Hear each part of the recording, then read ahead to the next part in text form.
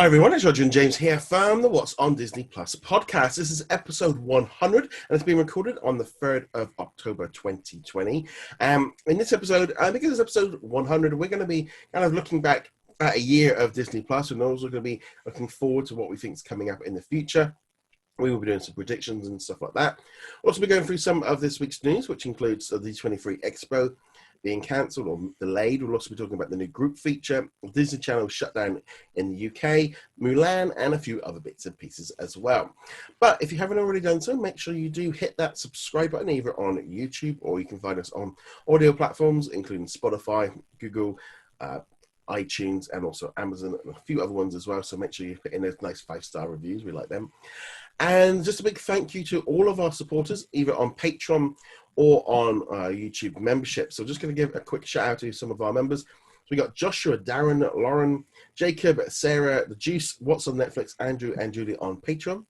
While over on YouTube, we have got Filton, we've got I Got No Name, Petrie, Russell, Mike, Eddie, Jay, Joshua, Drew, and Sarah. So again, big thank you for all of your support. You can become a Patreon or YouTube member for just those $2 a month. You get access to early content. For example, there was a video of our review of Mighty Ducks, which they've had access to for a week, and it'll be going available to everybody else tomorrow. And we also do a weekly Q&A where patrons and YouTube members can ask questions.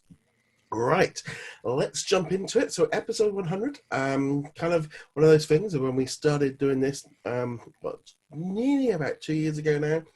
Episode 100, that was quite a bit of a milestone that we kind of been sort of going towards, and it's kind of nice kind of be feeling like, 100 done. Yeah, we're triple digits now. Yes. Honestly, I didn't even know until last week, and you're like, this is episode 99. I'm like, oh, that comes after 99, doesn't it? Yeah.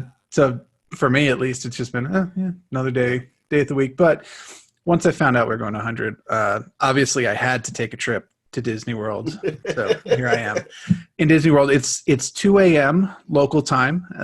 We're on a normal recording schedule, and it is bright and sunny here in Disney because Florida has its own physics system. It's just in its own little time loop. So bright and sunny here in Disney World, and I snuck in, so now I've got the castle as backdrop. Yeah, and then in case you're on the audio version, James has put up a lovely picture of Walt Disney World in his background. I'm sure that makes a whole lot of sense. And yes, in podcast world. Right, so Disney Plus has been, to be honest, I've been using it for over a year because it launched in September last year in the Netherlands, and then it rolled out properly then in November in the US, Australia, Canada, and New Zealand. And obviously from the UK, it launched in March, and other places are still rolling out. So, I mean, we've been using it well over a year. I just kind of wanted to take a look back at like how this year's been, because it's been a bit of a bumpy year. It's also been a fantastic year for Disney Plus. They have managed to completely outdo their own performance. They have pushed forward and got close to, they've done their entire 5-year plan within the first year, over 60 million subscribers globally, still launching out. It's been a massive success. However, is that kind of thing of like, it has been a massive success, and it's done a lot of stuff that I thought it would do. I still don't think it was COVID definitely gave it a real bump. It kind of definitely whacked the tail end of the year out as with stuff being delayed and pushed out. And also, I feel like in some ways Disney Plus had a little bit of a identity crisis at the beginning of the year of what it wanted to be, and it went way too safe. Disney were like, oh, this is our little Disney bubble, and we want to keep everything nice and super fluffy and friendly. And they got a lot of backlash because essentially they wiped out most of the big drama series for the rest of the year because they went too conservative. They went way too much to the thing of anything with any, we saw High Fidelity, we saw Love Victor, all get pushed off to the side. And ultimately, I think it went too childish, and it caused some problems. And while there's a lot of people that did like it, there was an issue. And it does feel like in the last few months that has sort of slightly changed. Don't you agree? I'd have to agree on pretty much all those points. Right when it launched, with the exception of, say, The Mandalorian, and even that wasn't exactly a mature title, the content was very much kid focused, and they kind of went on the assumption that adults were only going to get it to babysit their kids or keep their kids entertained. And so that was their focus. They put a lot of younger, slightly preteen maybe audience was the target. And as you said, a lot of people were like, no, we want this too. We want, content for us. And I don't know how much of it was them just being like, we need content for COVID, throw whatever we can at the wall to give people content, or if it was a concentrated, no, let's listen to what the people want and give them slightly more mature content. I mean, we're still not obviously talking Aliens versus Predators or something like that, but something even like The Right Stuff coming here next week, that might not have been a Disney Plus product under the previous not administration. They haven't really changed too much on the top level, but there was a bit of a big change with, we had Kevin Mayer. He left at the sort of the middle of the year, and somebody took over, and I felt like the backlash that they got around Love Victor kind of started that whole trend of things moving, because from there we've ended up with Black is King. We've seen Hamilton, and Hamilton was a surprise. Hamilton was the big one, and obviously COVID completely threw everything up, because from March onwards, Disney Plus had a massive boost. All subscriptions were suddenly now, that was the only thing that was kind of keeping Disney going. Everybody was moving away from everything because everyone was locked down. It literally, we all went into lockdown over here just as Disney Plus launched. So it was a perfect launch time for the UK and the rest of Europe. So that brought in a number of numbers. And a lot of people were at home. And they're still at home. And this meant a massive change forward, and it pushed it forward, and it definitely helped Disney, but it also caused a problem with delays, but also kind of made them have to change things. We saw things like Onward suddenly drop onto Disney Plus like 2 weeks after it'd been in the cinema. I don't think we'll ever see that kind of thing. That was a complete one-off. Interestingly enough, they only just added Onward in the UK yesterday. They were still all over the, and it's been quite funny because I've been up in Edinburgh all week. We went up on vacation, and on a load of buses, there was big buses full of Disney Plus adverts with Onward, Simpsons, and The Mandalorian for the fall. Adverts on the radio for Onward. There was actually quite a lot of publicity around Disney Plus, so they're definitely using that which I don't think Disney was able to make the most of, obviously, with Onward when it originally dropped on there. And then we had Rise of Skywalker, that dropped a few months early. Frozen 2 dropped early. Then we had Oliver's Fowl, the one and only Ivan. And that all kind of pushed everything around. Everything was moving around. In some ways, it set a precedent of people expecting things much quicker. The whole of the 2021 slate just pushed, or the 2020 they just got completely wiped out.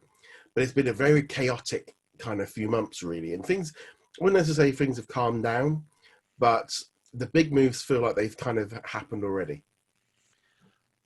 Well, we hope they've happened already, I guess would be the better way of putting it. Yeah. There's still a couple months left in the year, and I wish that the end of the year was like the marker point where we could say everything's changed in 2021, but obviously that's not probably not going to be the case. But yeah, the big major slates have changed. We've had Black Widow pushed back an entire year. We've had the entire Marvel slate pushed back.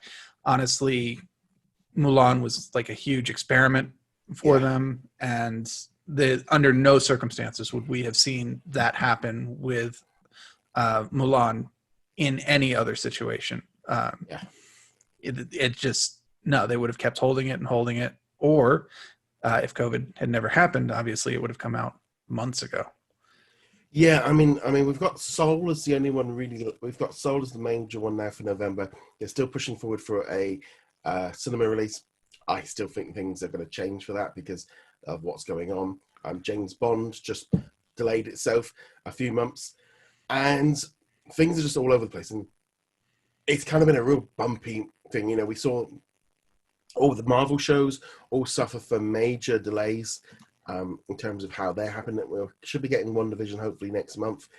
And so that's kind of a nice feeling that we've got something new coming in.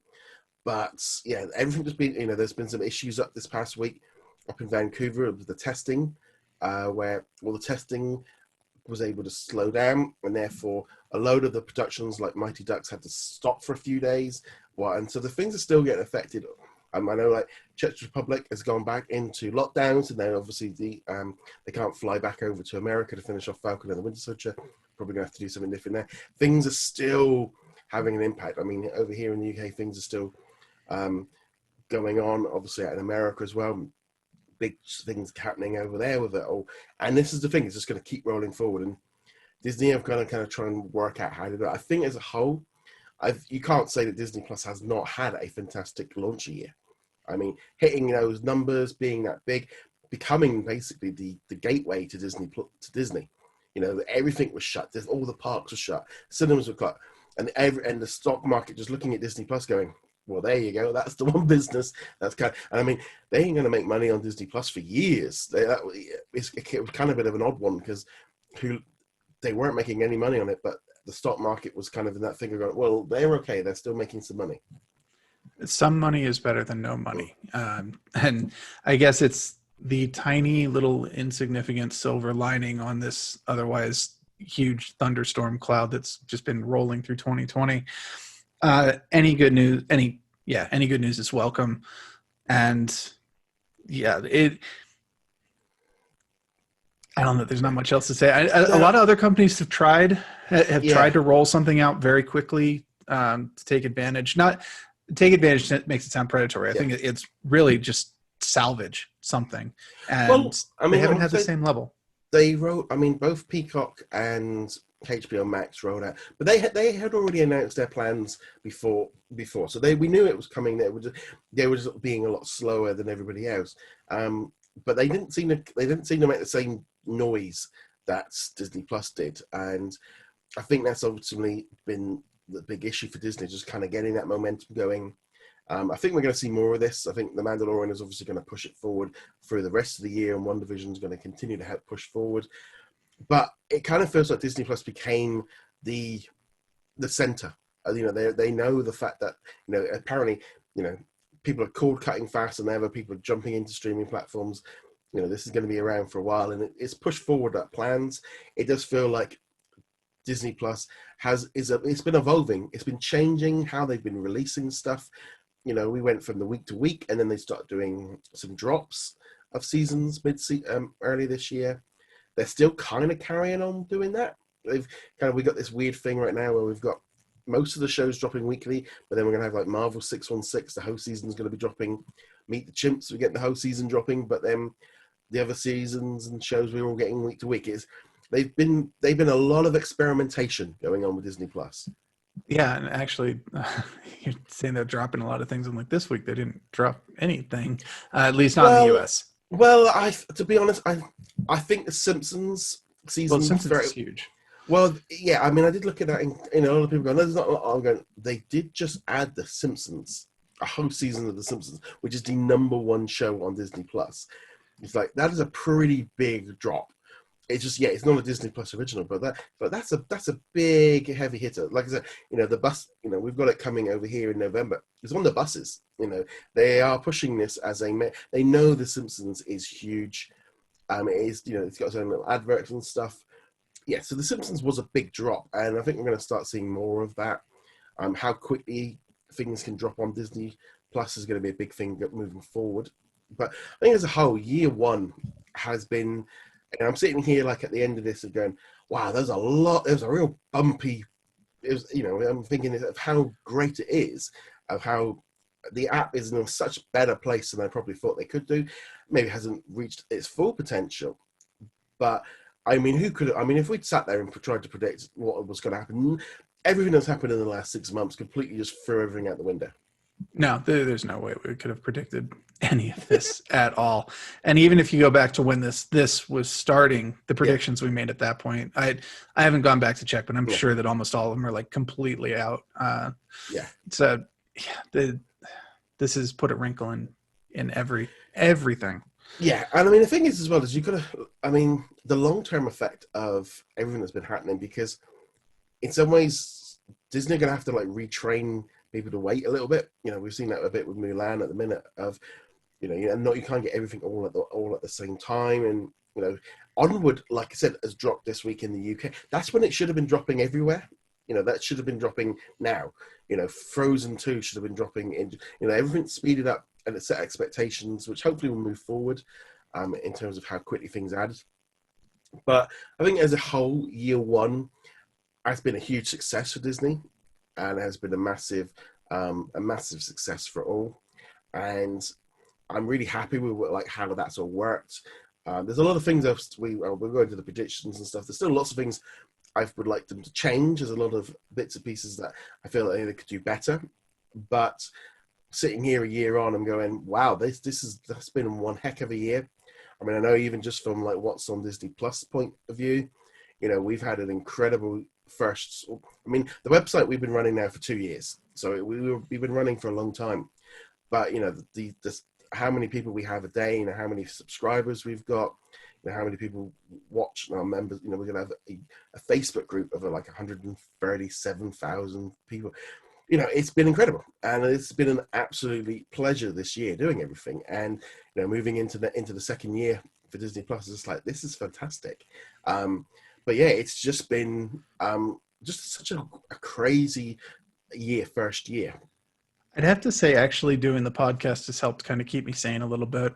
To be honest, it's a marker point in each week. I mean, this is the transition to the weekend, because even though I'm still working, the weeks just they blend into each other. And I have definitely had times where I wake up in the morning. What day of the week is it? Am I working? Am I on call? Do I have a meeting in the morning? And I'll be like, oh, it's Sunday. And it seems to be happening more and more the longer this goes on. So this has been, that touch point, and all my travel plans are gone too. So hey, get to keep going. Yes. I was going to have a 3 week break actually from the podcast here at the end of November. That's not happening now, but. Yeah, I mean, this is the thing. I mean, we were supposed to go on a Disney cruise next month. That's been cancelled. Yeah, I mean, the whole year, everything has just been thrown up. We had a trip. Like I said, we went to Edinburgh this week. We booked that a year ago, and we were literally up till Friday. I still didn't know we were going. Literally, it was if the First Minister of Scotland made an announcement, we were. That was. I didn't even think we were going until a day or two before, and that's ultimately been the thing with everything now. We just know we're not doing a lot. So moving into the second year really of Disney Plus, let's talk about the future. Let's talk about the predictions. Let's do the fun stuff. Let's kind of go into a bit crazy of what we think is going to be happening with Disney Plus. Now, let's start off with the big one. I think the first one really is this. We've got this investors call, which was supposed to have been next week. That then turned out to be a fake date that had been put up on the live storm. It was a bit of an odd one because they previously had hosted something, but no date has been officially confirmed yet. We don't know what's happening. We don't even know if that's happening at all now. It all seems to be all up in the air. Where's it going to go? Are they going to move forward with Star? Are they going to do more with Hulu? Or are they just going to go all in on Disney Plus? Because that's how it feels in some ways, of going, this has given them that push forward, that they've got the confidence now to know that this is the main thing.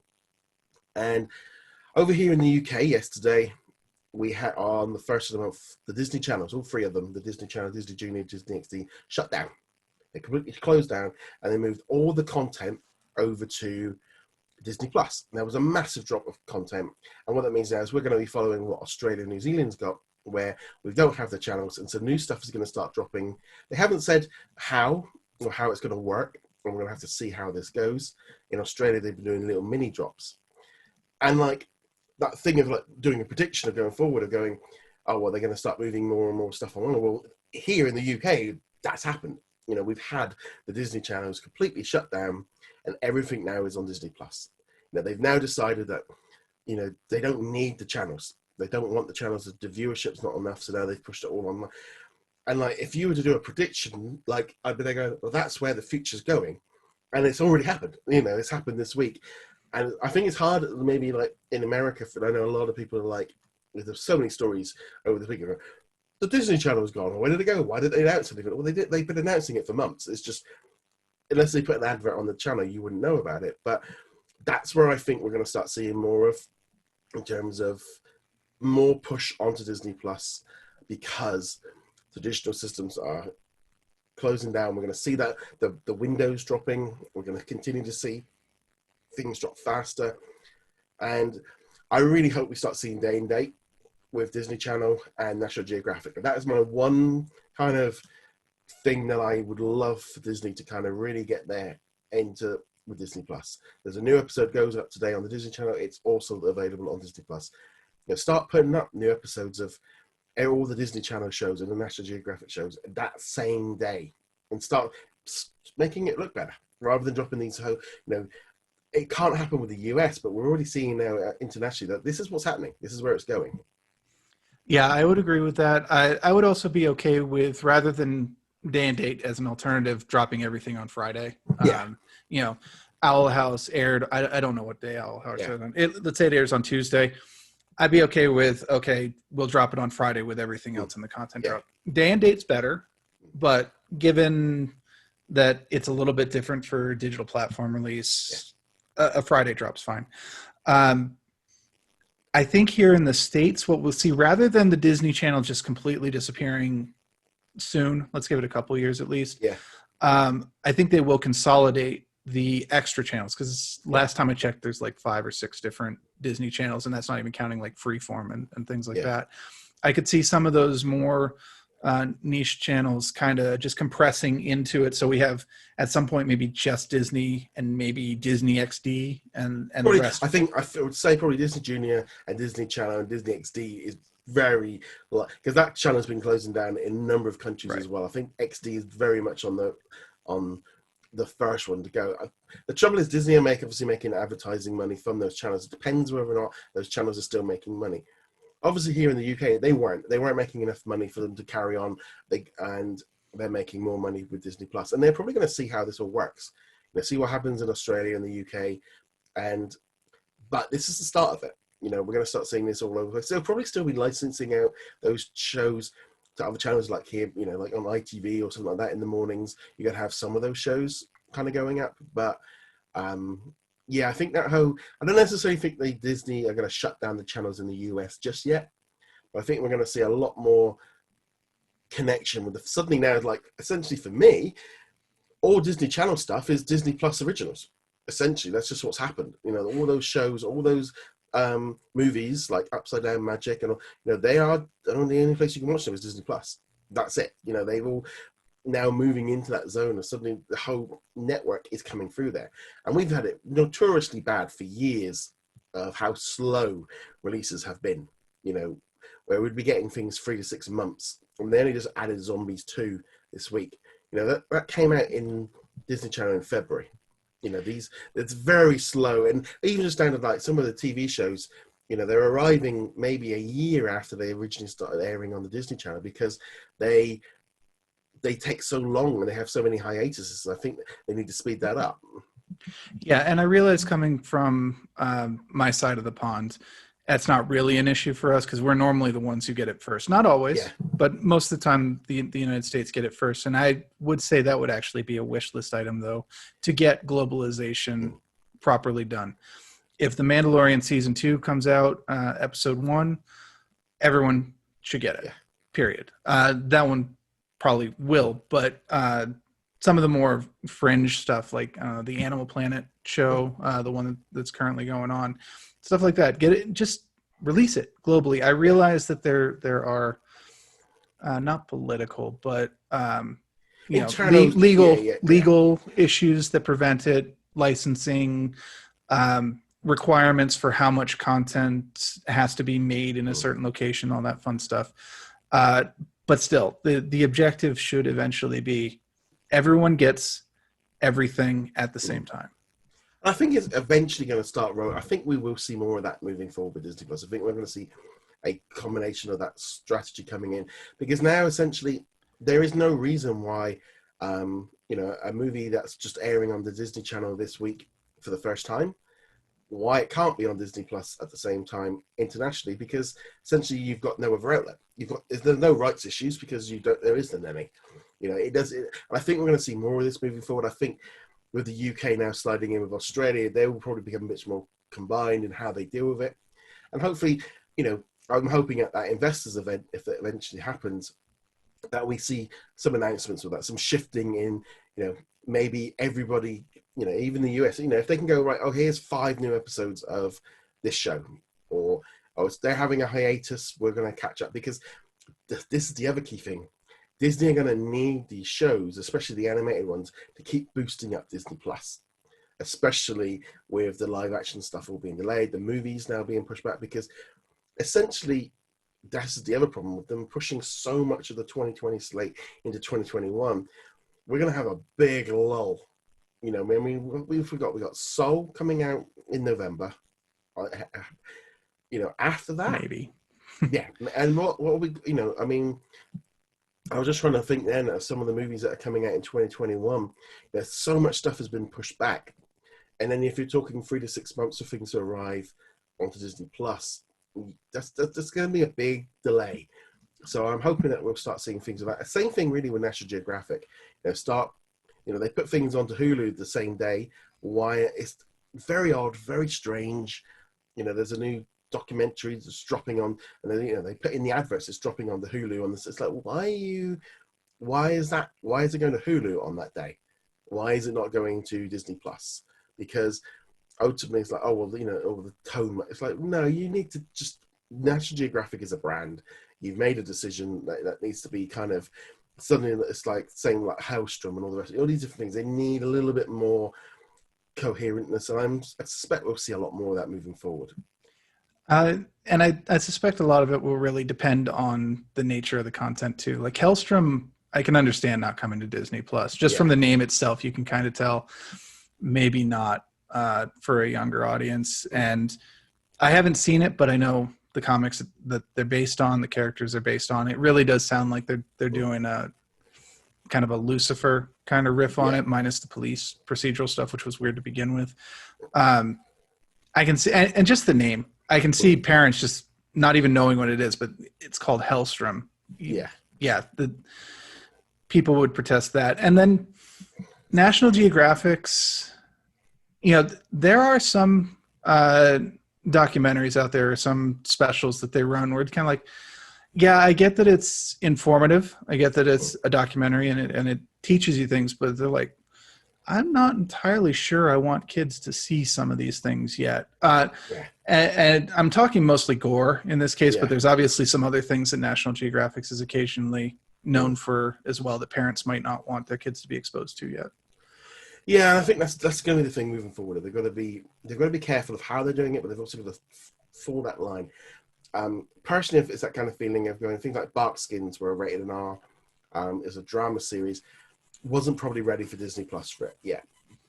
And I think they're going to have to get their boat. And a lot of the things they're probably making, and they're picking up all these award-winning documentaries and stuff. It's like, well, if you're turning, obviously they've made the Disney Channel a big part of it, but National Geographic, you should be thinking National Geographic, Disney Plus that kind of connection straight away of going, that is the home for not thinking, it's coming, it's National Geographic have announced a new short about, a lot of, I think they did one, Rebuilding Paradise, which is all about the fires. And then they're doing another one where it's about wartime Somalia. And it's like, I understand why they maybe haven't gone with that route, but at the same time, we're going, you're associating this brand, you need to kind of mix things up, make it a little bit more simple. Everything right now, people need more simplicity, much more, very, rather than making things convoluted and difficult, make things more simple. And I think we are going to see more of this. And I think hopefully that's my one thing really. My one hope is we start seeing more faster releases of this content, but also a bit more just continuity of like, okay, it's coming and it will be there. At the minute, it's literally like rolling the dice on whether or not a National Geographic show or movie will come to Disney Plus at some point. There doesn't seem to be any strategy in terms of when it arrives. It's not like, well, it's a month after the show airs. Well, some of them are 3 months, some of them are 6 months. It's very erratic, and I hope that we start seeing some organization with this stuff. And I think hopefully those conversations are moving forward, especially now that Disney Plus is going to start and Hulu are going to start running out of some of their stuff a little bit. They're going to be running out of their stuff. They will also be put into that situation in the very near future where the annual subscribers are going to have to be deciding if they want to pay for another year up front, or they want to switch to monthly, or they want to, give it a little bit of time to build up some new content and then resubscribe, or however they want to go about it. Because that's coming up very, very closely. And also, once The Mandalorian season 2 ends, so we're looking forward a little bit further there, they'll have the same issue that they had last year when Mandalorian season 1 ended, where people are like, well, okay, the thing I came here to watch is gone. Let's see what Netflix and Amazon Prime have. Obviously not quite the same situation because we got WandaVision coming in as well. But once WandaVision's done, I think those two shows kicking off like November, December is a great way of keeping people signed in for a year. There's a lot of people that kind of asking for stuff, and or they're going to unsubscribe. And I can see there's a lot of adults that will have only subbed up for Mandalorian. They'll watch the Marvel shows and then they'll disappear. I think that audience is going to happen regardless. Yes, but I think we are going to start seeing more mature content arriving. I think this past week as well in Australia, Ford versus Ferrari was added. Those kind of movies are the things that are going to start making that impact of, seeing that kind of content arriving and keeping the adults happy. Personally, for me, a year in, my annual subscription is coming up, and it's a bit like, okay, it's like, is it worth it? Definitely to me, I feel like, as long as I watch one or two things a month, that feels to me like that's worth a couple of, this past week, we watched Call of the Wild last week. I've got around to watching Spies in the Skies. I've been watching some other shows and stuff. It's like, it's literally like a movie rental. As long as I watch one movie a month on it, then I feel like I get my money's worth. A lot of people are in a different boats. There's a lot of, there's the trouble as well, especially like online, there's a lot of people like demanding and asking for when things are dropping and why isn't, where's Mouse with a House and where's Dog with a Blog and all this kind of stuff, and where's Enchant, why isn't everything on there, and everybody wanting everything now. And it's a bit like, they've also got some contracts. I mean, this like really weird things like Cinderella was added that was an odd one. That was a really odd one. I mean, like that one got added last month and then they got taken away. Disney, to me, that's a really bad look. It just looks, the fact that Disney don't say when things are moving or when things are coming back. I mean, that should have been put up there that it was expiring soon, and they should now have, when you look on it on the line, it now says it will return on this date. I mean, I know those dates keep changing because they seem to be buying contracts out, but that shouldn't be happening. I know it doesn't happen nowhere nearly as bad as it's happening on like Peacock and HBO Max. I mean, let's be honest, we're talking one or two titles a month.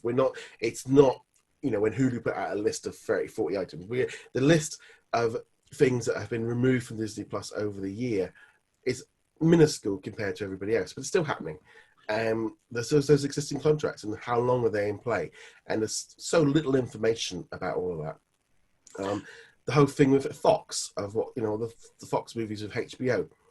In some way, 2020 has actually helped them because now they've kind of lost essentially a year of those releases. Half of the 2020 release date is now gone into 2021, so things will start speeding up. But, how's all that going to work? It's all very strange. I will say, for HBO Max, at least, though, they are very clear about when movies are leaving. There's an entire tab dedicated that just says these movies are leaving soon. Here's the date this movie is leaving. If you want to watch it, you watch it now or before this date. So they're very transparent. But yeah, they have a very rapid turnover. Well, not rapid, large turnover. They're normally on there for a while, but the list is long. I understand not having a tab, especially with Disney Plus, because essentially there's not enough to warrant a tab but at least put that little yellow warning that comes up of like, they just need to work on these little things. There's lots of little changes they need to improve of just fundamental. There's some app issues and they keep tweaking it. They keep trying to make it better. Personally, I'd like some more integration in terms of that Disney, you got the 5 brands at the top. I think we do need that spread out. I think we need maybe either an expansion underneath of some other ones. Disney needs the Disney section definitely needs to be broken up more. It's way too big, and like where are they? where are they putting some of this content? It's like Ford versus Ferrari. Is that going under the Disney section? So you're going to have Mickey Mouse Clubhouse and Ford versus Ferrari. It just does not seem the right kind of area to put everything. Yeah, and that's a tricky one because the 5 pillars is easy. It makes sense. You can go. It's Disney, it's Marvel, Star Wars, National Geographic, and Fox. Whatever the 5th one is off the top of my head, I can't remember now. Pixar, that's right. And so it's easy, but as you said, it's not that clearly divisible. Ford vs. Ferrari, a couple other movies that have popped recently. They really kind of need to break it down further into, here are the animated classics. So this is where you get Cinderella and Peter Pan and Pinocchio, etc. And then these are the Disney Channel movies. So if you just want some mindless fun, here you go. Here's the stuff for kids. And I know that they've got collections, but they don't actually push the collections very well. Yeah, the collection's a bit of an odd one. It's kind of like, it feels like a way that they've kind of got into doing it, but I don't know. It's just a bit of I think a little bit more. I think some more category sections would really help them kind of move things around a little bit. I don't even say maybe like second home screen, a bit more just finding stuff. I mean, for me, I just end up just using the search function most of the time because I'm just trying to find the thing that I'm after. I rarely go in and the whole thing of like browsing, it can be a bit. It's to me, it's like it's either like everything or nothing. That's all it ever seems. It's like right.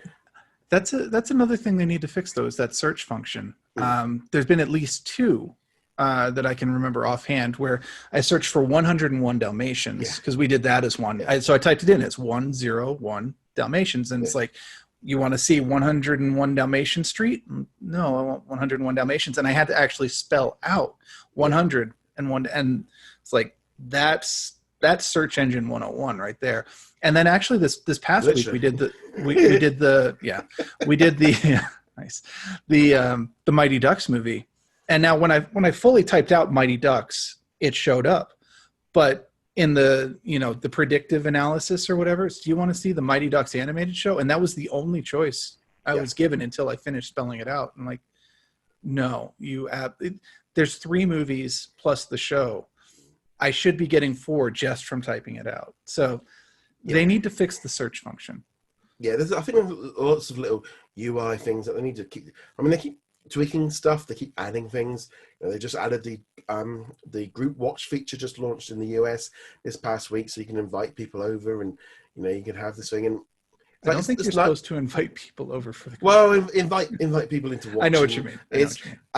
Which I think is a nice little touch. They kind of hype that up a little bit. Personally, for me, it's like it's not something I would use.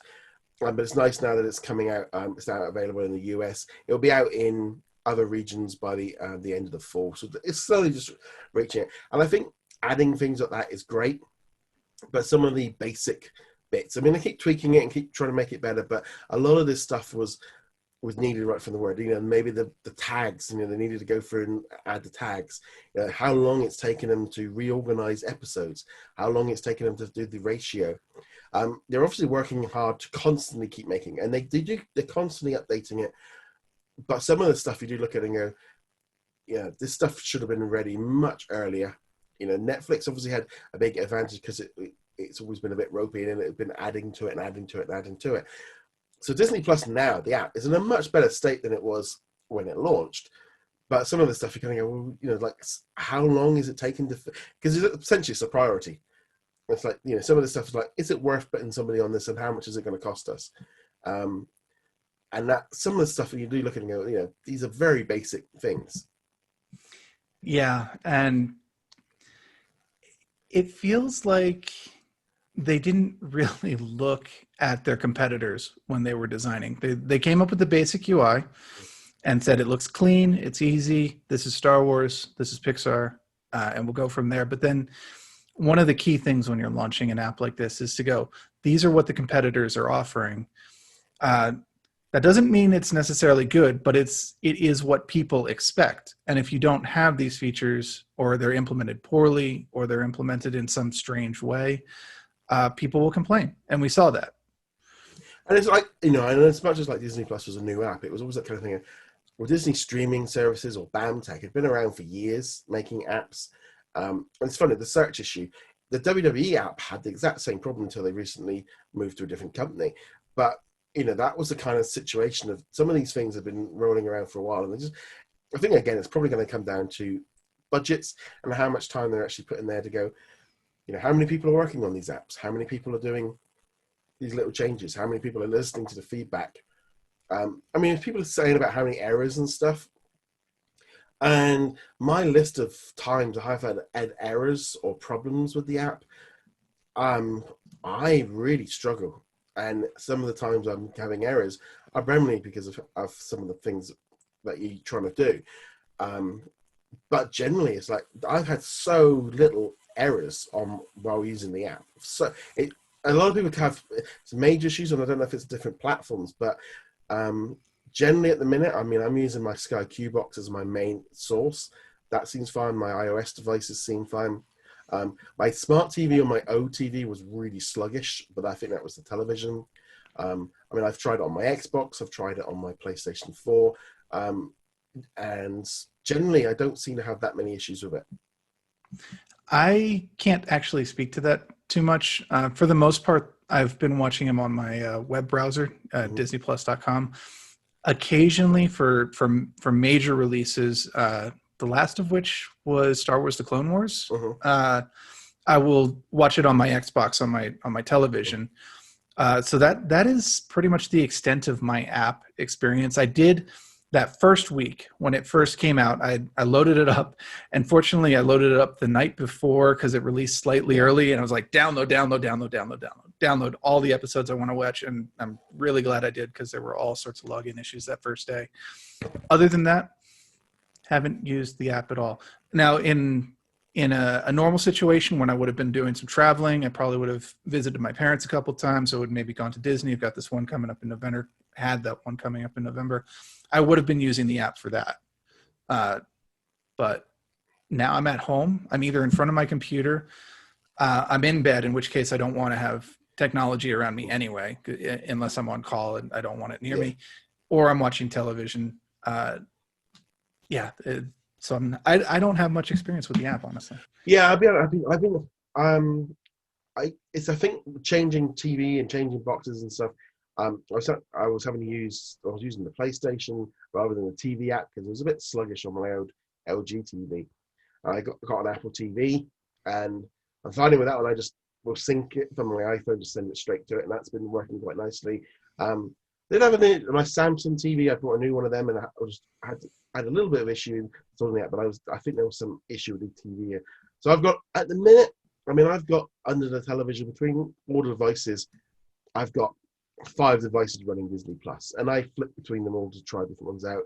But but I remember pretty much for 6 months, I was running it through a little connect cable in the back of the TV, connected into, and all the issues I was having was, I was like, well, that's because of how I am using my device.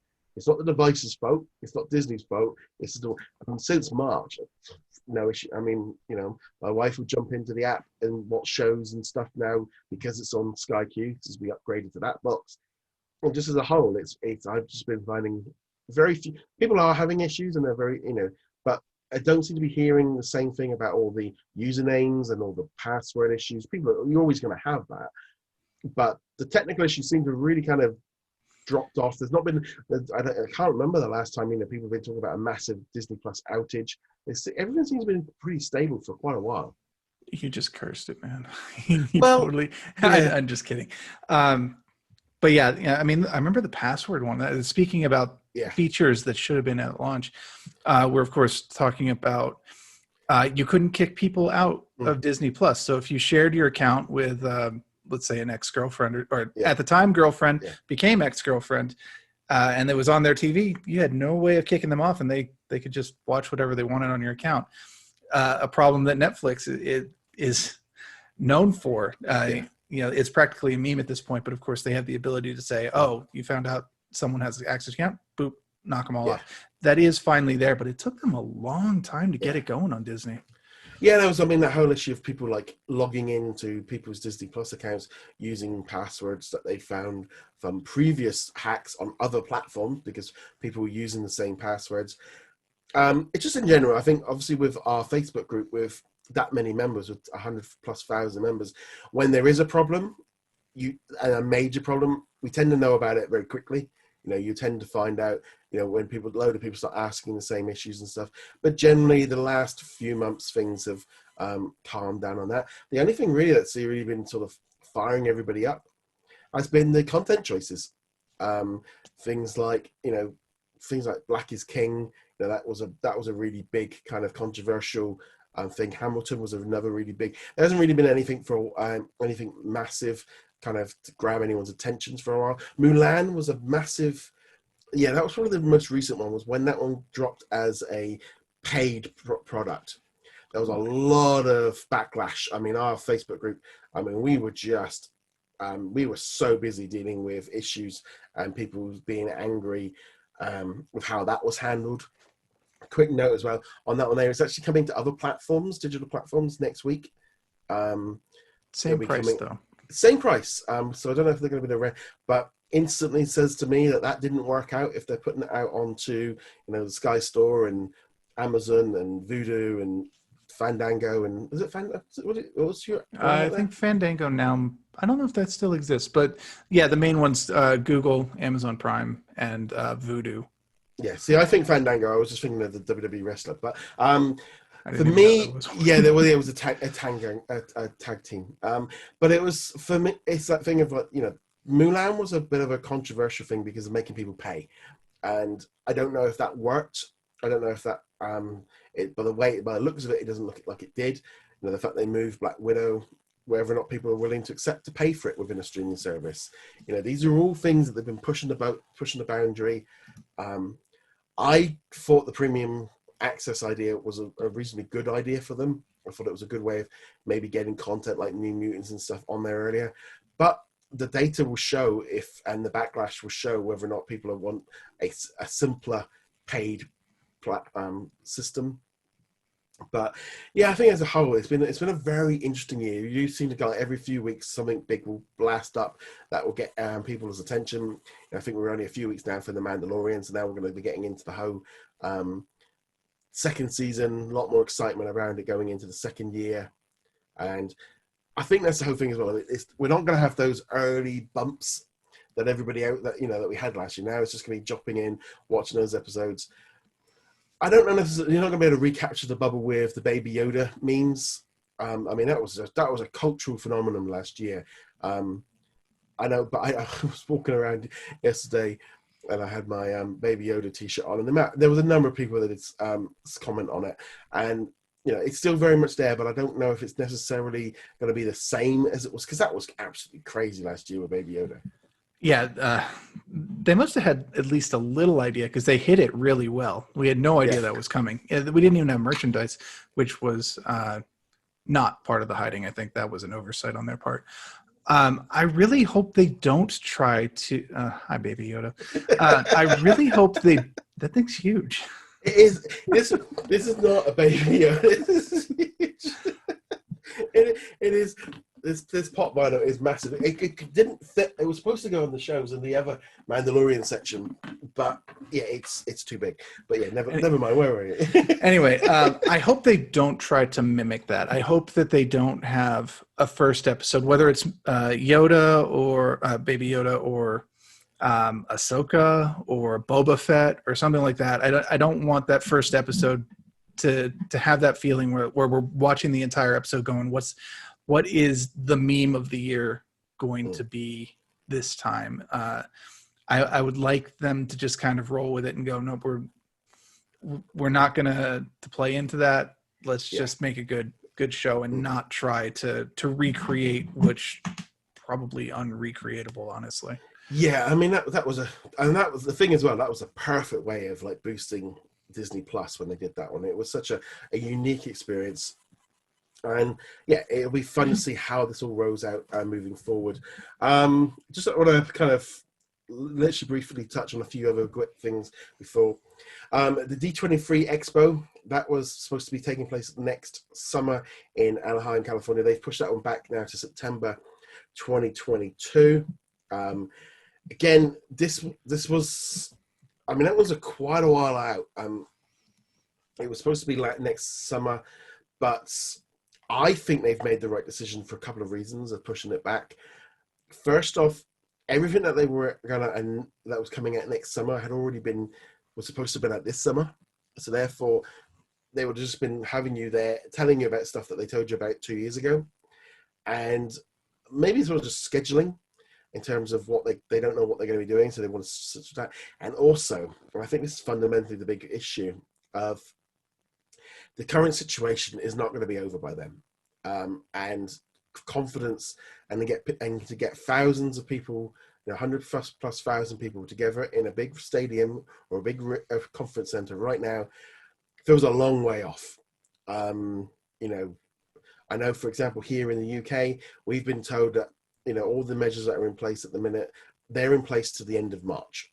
And that's just like no events, no anything. We already know that that's going to be the case.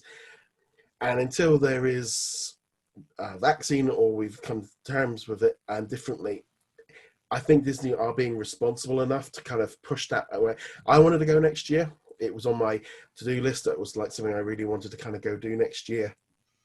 Now it's moved into 2022. I'm going to be like, yep, I'm planning on going as long as things are in a better situation. The only issue is now it's like 2 weeks after the Star Wars celebration. So it was that kind of thing of a lot of, the idea of them alternating, whether or not they move Star Wars celebration again, I don't know. But that one pushing back, but that was a big thing last year with the launch of Disney Plus. We'd have seen lots of new stuff coming in the line. So it's a shame, but at the same time, I'm glad that there's some kind of foresight. They can't keep every, especially with those kind of things. For us to all to fly out to it and book hotels and all this, we need to know about it in advance, and people will be starting to book hotels and stuff. And if it's not happening, they can't do it.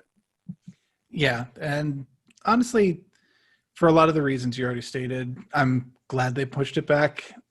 It would be nice to separate it away from Celebration. Not that I was planning on going to Celebration anyway, but yeah. It should have been this year, isn't it? Celebration. It should have been this year. Yeah. But having D23 pushed back a year, I mean, what would they have talked about? Everything. The parks, the movies, the trailers, Disney Plus itself. Nothing. There would be no announcements. There'd be like two, and maybe they'd have a surprise announcement. Here we've got, following the Obi-Wan series, we have an Anakin series or a Darth Vader. So I don't take that as a rumor, guys. Yeah. I'm making it up off the top of my head.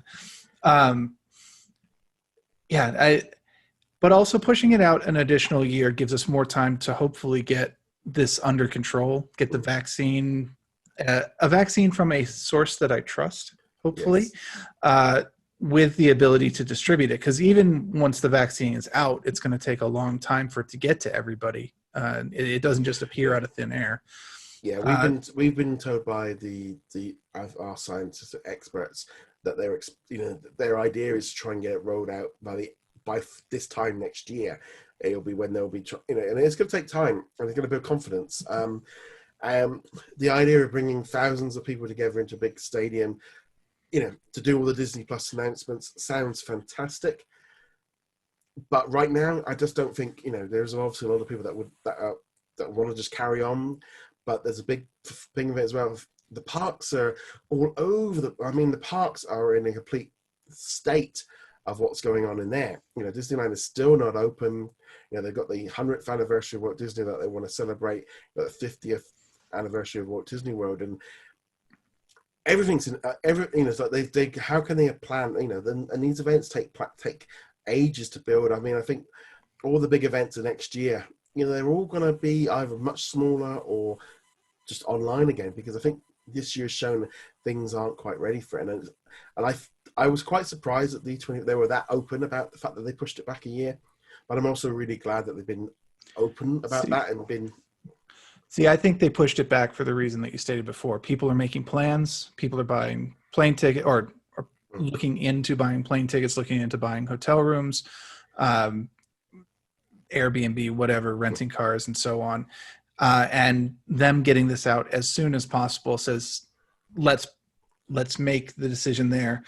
And people don't come back next year and go, I bought tickets. I'm all set to go. Why didn't you tell us earlier? So now they can just say, we know it's not happening. I also would like to add, if you're going to Disney World at 3:00 in the morning, it's perfect time. It's completely empty here right now. This is great. It's kind of an odd one. I think right now, we've got to, they've got to be looking at. I think this is going to affect Disney Plus moving forward for the next year. Of the shows that they're making, they're going to have to slow things down. They're going to have to drip feed out more content. I think we haven't really seen that yet, but I think the early part of 2021, we're going to see a lot of more content arriving on Disney Plus from the back catalogs. They've probably been working away on those library content to bring us. And people are going, "Why are you bringing these shows?" It's like, well, they're going to have no movies or no TV series ready for maybe like January, February, March, April. There's going to be a lot. We're really going to start hitting that drought at that point. That's when it's going to start hitting it. This fall is fine, but winter is going to be tricky because while they can get Falcon and the Winter Soldier out, hopefully spring, you cannot lose 6 to 9 months of filming without it having an impact a year down the line. And like I said, even while they are filming, they're still having delays while they're filming. So things aren't moving quite as fast. Things are slowing down. So I think we're going to have a real 2021 is going to be another bumpy year. Whether or not it's as bumpy, but I think when people, the back catalogue is the one thing that Disney can use to try and boost things up. Hitting that back catalogue from the 60s, the 70s, the 80s, and so on, and bringing those movies in. I think the Fox library right now is the number one. There's got to be something that they can go. That's where they can just raid. They can just keep raiding that and putting in shows and channels and movies, and really using that content to help boost out Disney Plus. I would love some Futurama to go alongside The Simpsons. That's that might be a pipe dream. I to be honest, right now, I wouldn't say no to any. I think all of this stuff is. It depends what I think Disney Plus is growing. I think it is going to become more mature. Maybe not mature in the M rates. It's still not going to go down that line, but I think we are going to see a lot more content because Disney know this is the baby now. This is the number one priority for the company. And they can't continue to half do it. And it's like all this stuff with Star and, the fact that everything went quiet and every time, they just briefly mention it, it's like, are they changing their plans? Are they moving things? Are they literally, was the entire investors event, they've now changed their plans of what they were planning to do. It really don't know.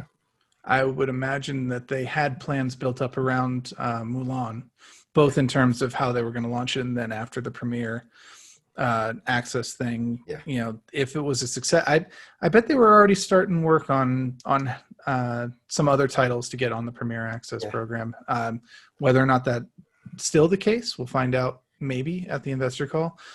The other thing I was thinking, in addition to back catalog items, we're going to see cheap content, by which I mean cheap to make, not necessarily cheap in terms of quality. The obvious choices, of course, are game shows, reality television, stuff like that. Some of those are going to be kind of limited because you can't get people too close to each other, but it's still content they can make. But also stuff like Zenimation.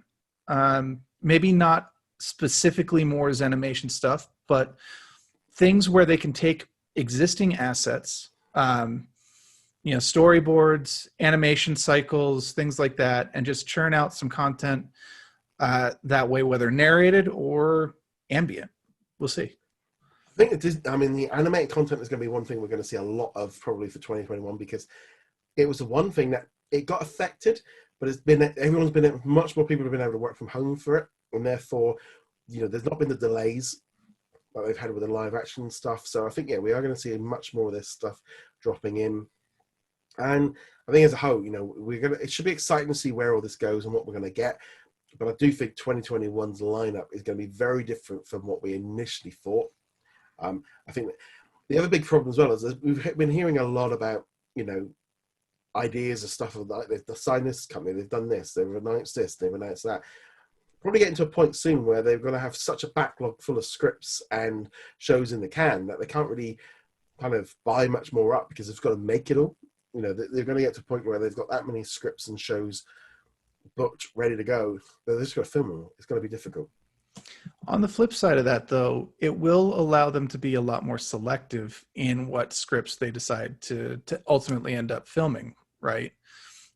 So you'll end up in a situation where, you know, a movie that might have been greenlit before, but, you know, wasn't up to the quality that you would want from a Disney or a Pixar movie, doesn't get made because a better script has come along. I've said this, heck, I said this back when this started, actually. The writers have nothing to do but write right now. That was a lot of writing in a single sentence. But anyway, and when we've seen this kind of thing happen, like with writer strikes in the past, where they're not working and all they're doing is just sitting there working on manuscripts, you get some really good stuff out of it. That's not an encouragement to let's do this all the time or let's have strikes all the time, but with some patience, and you won't see the results probably for like 2 or 3 years even after this is over. We will probably get some really good content down the road as a result. Well, I also think as well we're going to see some big changes in how they film. I think the volume that they use for The Mandalorian, the big screen, they're going to be using that a lot more. I know the new, I know the new 4 movie, they're going to be filming that. Kenobi, we're going to see a lot more of this. We're going to see a lot less big groups of people, less people. I think stories are all going to be, they're all going to be trimmed. I think you're going to start seeing characters trimmed to try and keep the cast numbers down. And I think we're going to see a lot more of this. I think there's a lot of change in terms of the ensembles, of how many people we've got, because they just can't bring people in. And there's going to be, I know, like where people are as well, in terms of just, I think like if one of the new series that they've announced, the director's changed just because he's in the UK and the other guy was in America. It's like, well, you're there, we're filming there, the actors are there, you're just doing that there. Things are going to be just changing, and we're going to have that for a while. You've got to do what the circumstances allow you to do. I wasn't going to finish that with the cliche, but there are going to be restrictions that everyone is going to have to work around, and sometimes those restrictions turn into some like amazingly creative things. We've seen this in movies all the time. You'll listen on to like the commentary tracks where like, why did we do it this way? Well, we didn't have the money to do it any other way than this. And you get some iconic scenes doing that. On the flip side, you also occasionally get like, why does this look terrible? Well, we ran out of money. Well, I think a big issue moving forward as well will be the fact that like the mid-tier and low-tier movies that are for streaming will probably still be something that they're going to be pushing forward with. We'll still be seeing a lot of that. It's the big budget stuff, the big $200+ million movies where confidence in that is they've got them in the bank and they're going to wait. But, I think there's going to be a lot less funding going on they've got the slate. You can't just take a year out of your release schedule and it not knock on for years. But, things like Clouds and Black Beauty are acquisitions that Disney have made. Where we're going to start seeing more of that, where they're picking up the smaller titles, because there's a lot of companies right now that are literally viewing this as the gold mine of all these streaming services, because they can just literally make a movie and then sell it to the highest bidder, because every streaming service is looking for stuff. And I'm glad that Disney are in the running now and are picking up stuff. It still feels weird of Warner Brothers movie was picked up by Disney for Clouds. There's going to be apparently a behind the scenes documentary series that goes alongside that. And I just think we'll see a lot more of that moving forward. These smaller little titles that are much cheaper to make, we'll see them arriving on Disney Plus. And this is the flip side of what I was talking about before, where we will eventually see an increase in quality because writers are just churning out content that can't do anything with right now. We're going to be looking at a lot of these companies rating back catalogs. They're like, yeah, we said no to that 2 years ago, but this is not 2 years ago. And there was probably a reason it got shelved 2 years ago, but now they're just like, we need something, give it to us. And I think that's where like some of these shows from like 20th Century Studios and stuff, some of the back catalogue, they are going to be going, yeah, we need some shows to go on to Disney Plus for the next 6 months. Let's start rating this. And also how it's going to work internationally, you know, how they're going to flow in. Who knows? I think things are all up in the air. But so we're going to end this week's episode on looking at what's currently trending on Disney Plus. So at the minute, we're starting at the bottom, going forward, we got Puppy Dog Pals, Aladdin, Cars, Hamilton, The Magic of Disney's Animal Kingdom, drop down a little bit, Clone Wars, Avengers Endgame, Coco. Now there's going to be a theme here. We can see what's happened where Halloween Town, Toy Story 4, The Mandalorian, Jessie, Phineas and Ferb, Frozen, Secret Society of Second Born Royals, The Nightmare Before Christmas, Maleficent, Onward, Once Upon a Time, Frozen 2, Hocus Pocus, Moana, Mickey Mouse Clubhouse, and The Simpsons. Not a huge surprise there to see The Simpsons at the top, but a few little Halloween ones have kicked in, and I think that Halloween collection that's been added to the front page, it's really funny how those collections on the front can really change what people. It is thing if people start up the app, that little icon has changed on there of what the movies they're pushing, and suddenly they can just fly up and it's Halloween time, and everyone's jumped straight into it already. I think people were ready for Halloween season to start. I know it's a bigger thing here in the States than it is over in Europe, but I think even keeping in mind that there's probably not going to be proper trick-or-treating this year, I think people are just like, this is something that we can look forward to. It's the fall. Even if I am alone in my house, I get to play dress up with something. You know, I get to do we don't call it cosplay during Halloween. So you get to put a costume on. You get to, talk about pumpkins and all the fun foods of Halloween. I definitely think house people decorations just wanted are it. going to go up. Yeah. Say again? I think people will be decorating a little bit more. Yes. I was thinking of, They already are. Yeah. I was thinking, well, maybe I should kind of do a little bit of Halloween-y stuff and the Christmas stuff just to kind of set up a bit. But yeah, like you say, it's a little bit different over there. It's going to be interesting to see how this all works. People are going to be wanting. I know people are already putting up Christmas decorations, and and it's a bit like It's a little early. It's also there's all of that. You start looking at going. It's like me with Christmas movies. I don't start watching Christmas movies until pretty much probably like December, because it's going to be a long winter this year. It's going to be long, but also a little bit devil's advocate. I think a lot of people are just ready for the year to be over and just put the Christmas stuff up, and maybe Christmas will get here a little bit faster. Yes. I was in a Christmas shop in Edinburgh, and it had all the decorations, and Michael Bublé was going and all the rest of it. And I was going, well, I go, it's not that far away, but but nevertheless. So there we go. That was episode 100. So we did a bit of a rambling today about all kinds of little bits and pieces because why not? But let us know in the comments below. What are you thinking of the year ahead for Disney Plus? Where do you think it's all going to be going? I'd love to hear your thoughts. Remember as well, you can help support the channel and the podcast over at Patreon and also on YouTube on our membership system. Remember to go check us out over at whatsondisneyplus.com. You can find us on the social medias. You can join our Facebook group and all the rest of it, really. You can join our newsletter. Keep up with all the latest. So there we go. I said I didn't do what we've been watching because I haven't watched a single thing this week. So. I can do this very, very quickly. I watched Rogue One and A New Hope to get ready for Star Wars Squadrons, which came out yesterday now, which I have been waiting for decades. This is the successor to the X-Wings, which I grew up on, and I love it. It's been fantastic. And I also watched, not on Disney Plus, but The Right Stuff, the movie. Yeah. I didn't need to. I know the entire movie by heart. I could probably monologue all the dialogue for you right now. But still, I love the movie, and I just wanted to watch it, so I did. Yeah, well, I must be honest. I want to finish off the Avengers campaign before I then buy Squadrons. So Squadrons on my list because I want to do it with the PSVR and do the full. Oh, I've got it on PC VR, and I've had an issue with the frame rate. I know if you follow the forums at all, there's a Hertz issue there. But in 3D, the first time I buzzed a Star Destroyer in a TIE fighter, you just it's amazing. My thing is I've got to finish one game because I've got to finish that one before I can jump on. So how do you consider the Avengers finished? Because its game as service model means potentially thousands of hours, but I personally considered it done once the primary campaign was done. Well, I'm assuming there's credits at the end of the campaign, but yeah, usually once I've finished the campaign, because I'm not interested in.